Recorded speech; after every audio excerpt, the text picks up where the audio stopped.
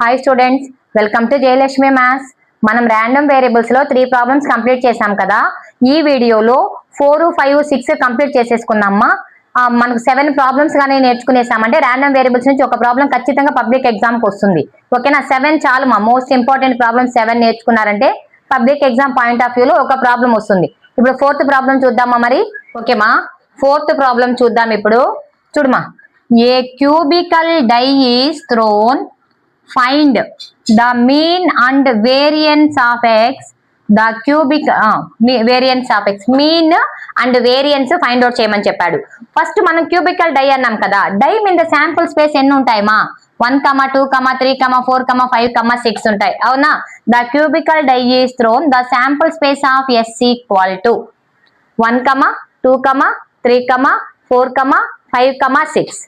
ఇప్పుడు మనకు 1 రావాలి అంటే ప్రోబబిలిటీ ఎంత ఉంటుంది? 1/6.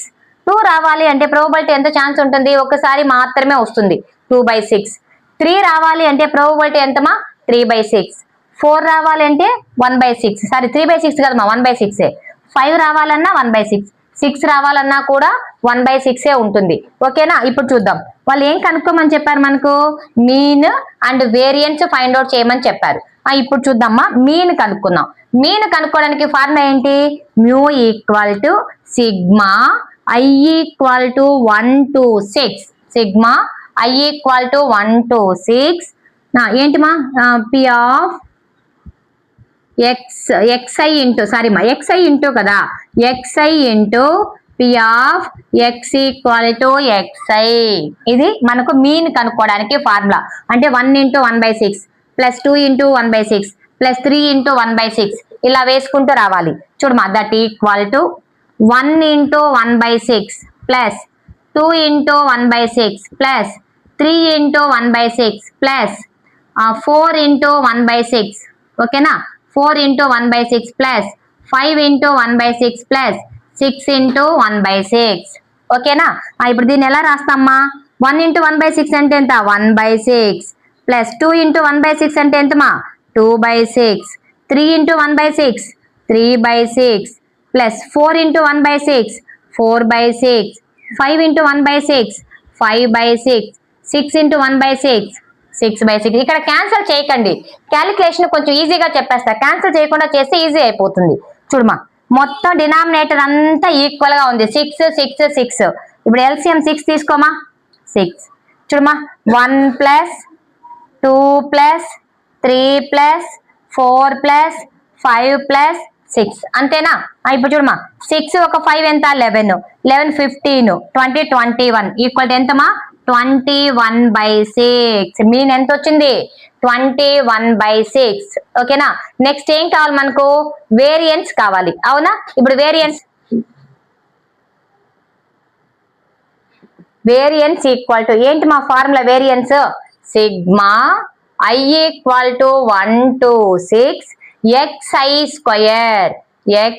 Square into p of x equal to xi square into p of x equal to xi. ఇది variance formula. Minus mu square, దీన్ని మర్చిపోకూడదు. మైనస్ మ్యూ వాల్యూ కనుక్కున్నాం కదా, దాన్ని స్క్వయర్ పెట్టి వేసుకోవాలి. ఓకేనా? ఇప్పుడు చూడండి మా, xi స్క్వయర్ అంటే 1 square into 1/6 plus 2 square into 1/6 plus 3 square into 1/6 plus 4 square into 1/6 plus 5 square into 1/6 plus 6 square into 1/6 minus mu square అంటే ఎంతమా? 21/6 హోల్ స్క్వయర్. అర్థమైందా? ఇప్పుడు చూడమా, 1 స్క్వేర్ అంటే 1 కదా, 1/6 ప్లస్ 2 స్క్వేర్ అంటే ఎంతమా? 4. 4 into 1 4/6 ప్లస్ 9 into 1 9/6. ఎందుకుమా? 3 స్క్వేర్ అంటే 9 కదా, 9 into 1 9/6 plus 4 square అంటే ఎంత? 16/6 ప్లస్ 5 స్క్వేర్ అంటే 25/6 plus 36/6 minus 21 whole square by 6 square. Okay, అర్థమైందా? ఇప్పుడు చూడమా, దట్ ఈక్వల్ టు మొత్తానికి అన్ని 6 6 6 ఉంది. ఓకే, దీన్ని అంతా క్యాల్కులేట్ చేద్దాం, మైనస్ కావాలంటే మళ్ళీ చేద్దాం. ఇప్పుడు దీనికి అంతా ఎల్సిఎం తీసుకుంటున్నా, ఎంత వస్తుంది? 6 వస్తుంది.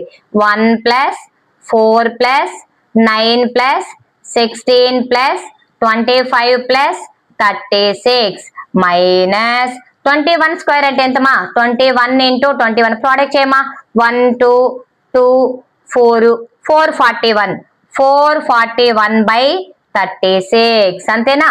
441 21 square equal to 441 441/36. Okay, next చూడమా, దట్ ఈక్వల్ టు ఇప్పుడు ఇదంతా యాడ్ చేయమా, 36 ఒక 25 ఏమవుద్ది? 35 40 50 60 61 67 67 77 అంతేనా? 77 86 90 91 91/6 మైనస్ 441/36 అంతేనా? 91/6 మైనస్ 441/36 ఈక్వల్ టు ఇప్పుడు ఈ రెండింటికి ఎల్సిఎం చేద్దామా. ఎంత వస్తుంది ఎల్సిఎం తీసుకుంటే? ఏది హైయెస్ట్ గా ఉంటే అదే కదా తీసుకుంటాం. 6 కి 36 కి 36 ఎల్సిఎం వస్తుంది. ఇప్పుడు 9 × 6 6 ఎంత? 36 6 × 91 91 × 6 ఎంత వస్తుందమ్మా? 6 54 546 546 మైనస్ 31 1 × 31 అంటే 441. ఈ ఎల్సిఎం అర్థమైందా ఎలా చేసామని? ఇప్పుడు చూడండి, ఈక్వల్ టు 546 మైనస్ 441 కదా. 546 లో నుంచి 441 మైనస్ చేస్తే ఎంత వస్తుంది మా?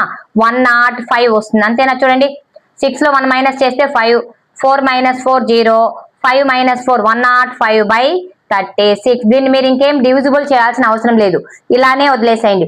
క్యూబికల్ డై ఇది కూడా ఇంపార్టెంటే. ఓకేనా, ఇది 4th ప్రాబ్లమా. నెక్స్ట్ 5th ప్రాబ్లం చూద్దాం. ఓకేమా, ఇప్పుడు 5th ప్రాబ్లం చూద్దాము. ఏ random variable x as it range 0, 1, 2 and the probabilities are p of x equal to 0 equal to 3c³ ఇది కూడా ఇంపార్టెంట్ మా. 2025 లో కూడా అడిగారు మార్చ్ కి problem. 3c³ p of x equal to 1 4c - 10c², p of x equal to 2 x equal to 5c - 1 when c is a constant then ఒక్కొక్కటి కనుక్కోమని చెప్పారు. సి వాల్యూ ఫైండ్ అవుట్ చేయాలి, అన్ని వాల్యూస్ ని ఫైండ్ అవుట్ చేస్తూ రమ్మని చెప్పారు. ఓకేనా, ఇప్పుడు మనం ఏం చేస్తాను, నేను ఆల్రెడీ మీకు ఇంతకుముందు చెప్పాను, some of the probability distribution ఇక్కడ ఎంత అని చెప్పాను మా? 1 అని చెప్పాను కదా. అంటే 0 1 2 మొత్తాన్ని మూడింటిని యాడ్ చేస్తే దేనికి ఈక్వల్ అవుతుంది? 1 కి ఈక్వల్ అవుతుంది. దాని నుండి మనం సి వాల్యూని ఫైండ్ అవుట్ చేసుకోవాలి. ఫస్ట్ సొల్యూషన్ మా, ఫస్ట్ వన్ చూడమా, p of x equal to 0 plus p of x equal to 1 plus p of x equal to 2 equal to ఎంతమా? 1. అవునా, 1 కి ఈక్వల్ అవుతుంది కదా. p of x equal 0 అంటే ఎంతమా? 3c³ plus 4c minus 10c² plus 5c minus 1 equal to 1 అంతేనా? ఇప్పుడు చూడండి, 3c³ minus 10c² 4c plus 5c ఏమవుద్దిమా? 9c minus 1 minus 1 ఈ 1 ని సైడ్ తీసుకొచ్చామనుకోండి, -1 - 1 ఈక్వల్ టు 0. ఇప్పుడు ఇది ఎంత వస్తుంది?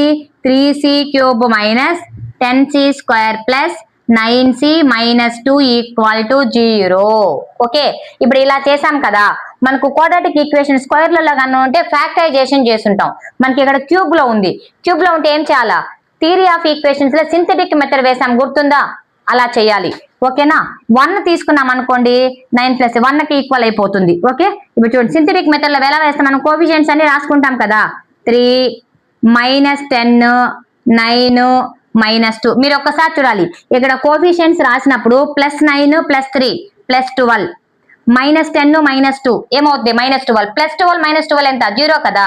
అంటే 1 is the one of the value of the c. Okay, చూడమా, ఇలా రాసుకొని సింథటిక్ మెథడ్ చేయడానికి తెలుసు కదా. therefore c ఈక్వల్ టు 1 తీసుకుంటున్నా, 0 పెట్టుకొని ఈ 3ని అలానే పెట్టుకోవాలి. 1 × 3 3 -7 1 × -7 -7 2 1 × 2 2. ఓకేనా, 0 అయిపోయింది కదా. therefore c -1 అంటే c equal to 1 of the value of the c value. Okay, ఇప్పుడు చూడమా, కాన్స్టెంట్ c² అవునా. ఇప్పుడు క్వాడ్రాటిక్ ఈక్వేషన్ ని మనం ఎలా రాసుకుంటామా? 3c² - 7c + 2 equal to 0. Constant అంటే 2 రాసుకున్నాం, -7 ఇంటూ సి -7c 3c² రాస్తాం అవునా. ఇప్పుడు దీనికి 3 2 జార్ ఎంత 6, 7 వచ్చేటట్టు ఫ్యాక్టర్స్ కావాలి మనకు. 6 1 జార్ 6 అంటే ఇంకా వేరే లేదు చూడమా. 6 1 జార్ వస్తుందా, 3 2 జార్ 6 ప్లస్ రావాలి కదా, అంతే -6 -1 సరిపోతుంది. 3c² -6c -c minus minus minus 6c ఒక c ఎంత 7c minus into minus plus 6c into c 6c² వస్తుంది కదా నాన్న. చూడండి 3 ఇంటూ 2కి చేస్తున్నా ఓకేనా. ఇప్పుడు ఏమొస్తుంది +2 = 0. దీని ఫ్యాక్టరైజేషన్ లో 3cని కామన్ చేయమా, చేసామంటే ఎంత c -2 పెట్టుకుంటే -1 = 0. therefore c -2 ఇంటూ c -1 అంతేనా. 3c -1 = 0. ఇప్పుడు వాల్యూస్ ఎంత వస్తాయమ్మా, c = 2, c = 1/3 వచ్చింది. ఆల్రెడీ c = 1 కనుక్కున్నాం కదా మనం, దాన్ని కూడా c = 1. ఇక్కడ మనకి ఎప్పుడు కూడా ప్రోబబిలిటీ డిస్ట్రిబ్యూషన్ లో పాజిటివ్ వాల్యూ ఉండాలి, 1 కంటే తక్కువ ఉండాలి, 0 కంటే ఎక్కువ ఉండాలి. ఇక్కడ ఈ 1 2 ఉంది కదా, ఇది పాసిబుల్ అవ్వదు మనకు. 1 పాసిబుల్ అవుద్ది, =1 చెప్పాం కాబట్టి. కానీ ఆ 1 ని తీసుకెళ్ళి మనం ఇక్కడ పెట్టామనుకోండి, p(x = 0) అనే దగ్గర 1 పెడితే 3 వచ్చేస్తుంది, ఎక్కువ అయిపోతుంది. అదేవిధంగా ఇక్కడ పెట్టి చెక్ చేసుకుంటూ వెళ్తే మీకు పాసిబుల్ అయ్యే వాల్యూ ఏంటంటే ఓన్లీ c = 1/3 మాత్రమే పాసిబుల్ అవుతుంది. మిగతా ఏ వాల్యూస్ కూడా మీరు చెక్ చేశారనుకోండి 1 కంటే ఎక్కువ అయిపోతాయి నంబర్స్ ఓకేనా. ప్రోబబిలిటీ డిస్ట్రిబ్యూషన్ లో 1 కంటే కూడా ఎక్కువ అయిపోతుంది. 1 కంటే ఎక్కువ ఉండకూడదు కదా, మొత్తాన్ని సమ్ చేస్తేనే 1 అవ్వాలి. నువ్వు p(x = 0) దగ్గర 2 పెట్టావనుకో, 2³ అంటే 8, 8 3 ఎంత 24 అయిపోతుంది. అది 1 కంటే ఎక్కువ. 1 పెట్టామంటే కూడా 3 వచ్చేస్తుంది, అది కూడా 1 కంటే ఎక్కువ. అదే నువ్వు 1/3 పెట్టామనుకోండి, అప్పుడు 3 3 క్యాన్సిల్ అయిపోయి పాయింట్లలో వస్తుంది, ఇక్కడ పాయింట్లలో వస్తుంది, ఇక్కడ పాయింట్లలో వస్తుంది, ఇక్కడ పాయింట్లలో వస్తుంది. అన్ని పాయింట్స్ ని నువ్వు యాడ్ చేసావంటే దేనికి ఈక్వల్ అవ్వాలి, 1 కి ఈక్వల్ అవ్వాలి. కాబట్టి 1/3 is the possible value. c = 1/3. చూడు మా ఫస్ట్ బిట్ c కనుక్కునేసాం కదా. నెక్స్ట్ ఏముంది ఇక్కడ, 0 is less than x is less than 3 ఉంది. ఓకే, అంటే 0 కంటే ఎక్కువ 3 కంటే తక్కువ. 0 కంటే ఎక్కువ ఏ నంబర్ నాన్న 1, అండ్ 3 కంటే తక్కువ 2, 1 2 అంటే 1 ని 2 ని యాడ్ చేస్తే ఎంత వాల్యూ వస్తుందో చూసుకోవాలి ఓకేనా. నెక్స్ట్ ఆ 3 బిట్స్ కంటిన్యూషన్ చేద్దాం. ఇప్పుడు సెకండ్ బిట్ చెప్తున్నామా, సెకండ్ వన్ ఓకేనా. p ఏంటి మా second one, 0 is less than x is less than 3 కదా. p 0 is less than x is less than 3 అంతేనా. 0 is less than x is less than 3 అంటే ఏంటి మా 0 కంటే ఎక్కువ 1 కదా. p (x = 1 plus p (x = 2) అంతేనా. 1 కంటే ఎక్కువ 3 కంటే తక్కువ. p (x = 1) అంటే ఎంత 4c - 10c² కదా, అది రాసుకుందాం.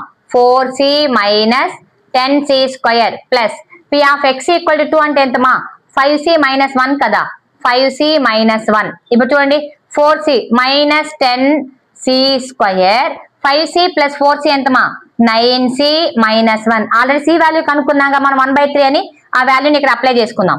That equal to -10 into c అంటే ఎంత 1/3 హోల్ స్క్వేర్ ప్లస్ 9 ఇంటూ 1/3 -1 ఓకేనా. That equal to -10 into 1/3 whole square అంటే ఎంతమా 1/9 ప్లస్ 9/3 3 1 జార్ 3 3 జార్ ఓకే. 3 - 1 అంటే ఎంత 2 వస్తుంది. -10 కదా, ఇక్కడ ఏం చేస్తారంటే 9 LCM తీసుకోండి మా. 10 ఇంటూ 1 -10 ప్లస్ 9 2 జార్ ఎంతమా 18 ఈక్వల్ ఎంత వస్తుంది 8/9. దీని వాల్యూ ఎంత వచ్చింది మా 0 is less than x is less than 3 అంటే వాల్యూ ఎంత వచ్చింది 8/9 వచ్చింది ఓకేనా. అదే విధంగా నెక్స్ట్ బిట్ ఏముంది, third bit and fourth bit. Third bit చూస్తున్నా ఓకే. ఇప్పుడు థర్డ్ బిట్ ఏంటి మా 1 is less than x is less than or equal to 2 అన్నాడు. అంటే 1 కంటే ఎక్కువ 2 కంటే తక్కువ ఆర్ 2 కూడా అని చెప్పాడు అవునా. 2 కూడా ఆర్ ఈక్వల్ టు ఉంది కదా, 2 కూడా అంటే ఏం వాల్యూ వస్తుంది ఇక్కడ p (x = 2) మాత్రమే వస్తుంది. p (x = 2) ఓకేనా. ఇప్పుడు p (x = 2) అంటే p (x = 2) వాల్యూ ఎంత ఇక్కడ x = 2 వచ్చి ఎంత వచ్చింది 5c - 1 కదా. That equal to 5c - 1 5 into 1/3 -1 ఎందుకంటే c వాల్యూ 1/3 కదా. 5 ఇంటూ 1/3 -1 ఈక్వల్ టు 5/3 -1 ఈక్వల్ ఎంత వస్తుంది మా 3 LCM తీసుకుంటే 5 - 3/3 ఈక్వల్ ఎంతమా 2/3 ఓకేనా, అర్థమైందా? ఇది ఎంత వచ్చింది? 2/3. చూడమా, p of x is less than 1 equal to p of x equal to 0 that equal to 3c cube equal 3 into 1/3 cube. అప్పుడు 3 క్యాన్సిల్ అయిపోయిందంటే ఎంత వస్తుందమ్మా? 1/9 వస్తుంది. చాలా ఇంపార్టెంట్ మా, స్క్రీన్ షాట్ తీసుకోండి.